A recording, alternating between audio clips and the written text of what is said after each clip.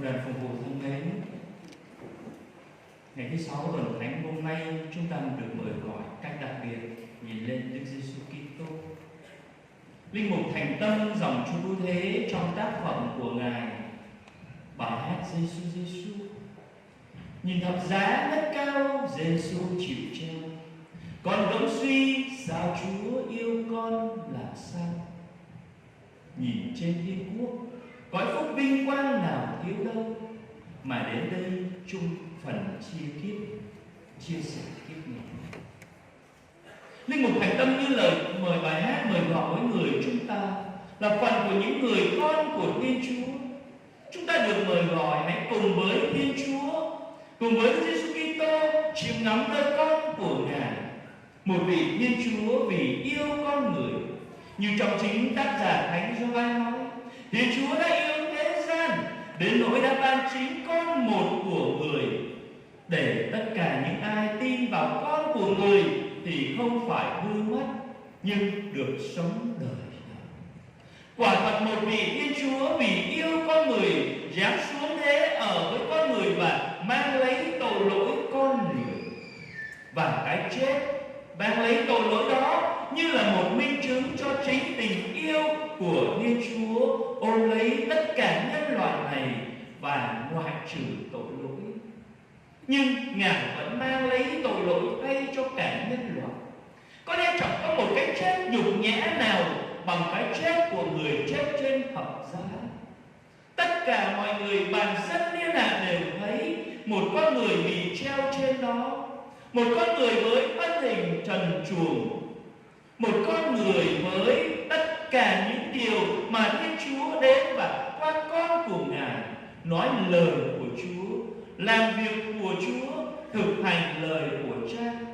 Thế nhưng đứng trước nhân loại thì con người lại vô ơn.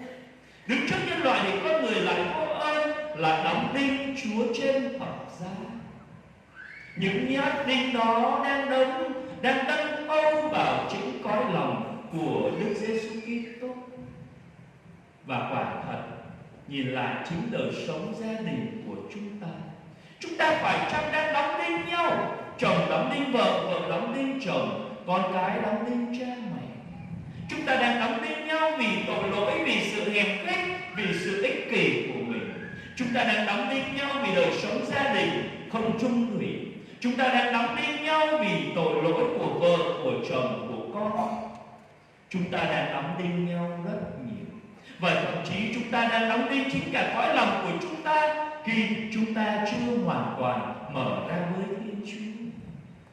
Chúng ta vẫn còn đó sự thờ ơ, chúng ta vẫn còn đó sự ích kỷ, chúng ta vẫn còn đó sự dửng dưng vô cảm trước tình yêu của Thiên Chúa. Đoạn tin mừng hôm nay như là một lời mời gọi mỗi người chúng ta chiêm ngắm lại chính hành trình của Đức Giêsu Kitô. Đức Giêsu Kitô với một hành trình trở nên giống con người, trở nên giống chúng ta về mọi phương diện, chỉ ngoại trừ tội lỗi thôi. Nhưng Ngài vẫn chấp nhận. Chúng ta được mời gọi hãy chấp nhận đối với Thiên Chúa đang đặt để trong cuộc đời của mỗi người.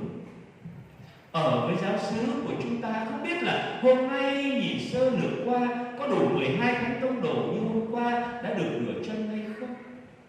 Nhìn sơ lược hôm qua thì có vẻ hôm nay nhà thờ của chúng ta lại vắng bóng một vài thành viên nữa. Tại sao vậy?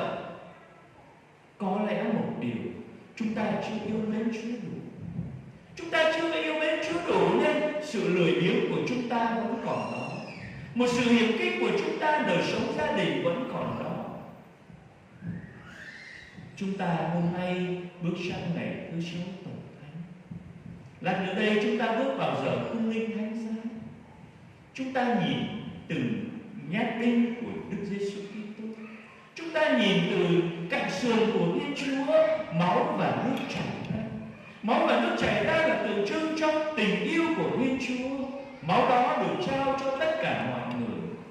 Khi xưa dân Do Thái lấy máu là máu thề, là cuộc thề hứa giữa con người với Thiên Chúa.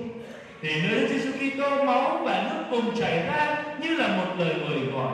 Chính trong giây phút Thiên Chúa mở lòng ra và trao ban cho con người chính tình yêu của Ngài. Thiên Chúa trao ban cho con người chính tình yêu của đấng đã bị đâm thâu trên thập giá, của đấng đã bị trói bỏ, của đấng đã bị gạt ra ngoài xã hội, gạt ra ngoài bên lề. Chắc chắn đấng đó phải vác lấy cây thập giá, một hình phạt mà người Do Thái cho là điên rồ nhất, nơi những con người bị xem là tử tù, nơi những con người bị xem là tội lỗi. Và Chúa đã mang lấy, Chúa đã gánh lấy tất cả. Ước gì nơi mỗi người chúng ta trong thứ 6 tuần thánh này, chúng ta cùng với Đức Giêsu Kitô, chúng ta bước vào một cuộc khổ nạn của Thiên Chúa. Chúng ta bước vào cuộc khổ nạn của Đức Giêsu Kitô, đấng đã đau khổ, đấng đã chấp nhận khổ đau, đấng đã chấp nhận chết vì tội lỗi của con người. Xin cho mỗi người chúng ta biết cảm động, xin cho mỗi người chúng ta biết nhìn lại chúng đời sống đức tin của mình, để mỗi ngày chúng ta yêu mến Chúa hơn. Chúng ta gắn bó cuộc đời của mình cho Chúa, nhất là chúng ta cùng với Chúa nhìn vào cuộc khổ nạn của Chúa để gạt bỏ tất cả những gì chúng ta đang phải đối diện trong cuộc sống và tin tưởng nơi chính tình yêu của Thiên Chúa dành cho chúng ta.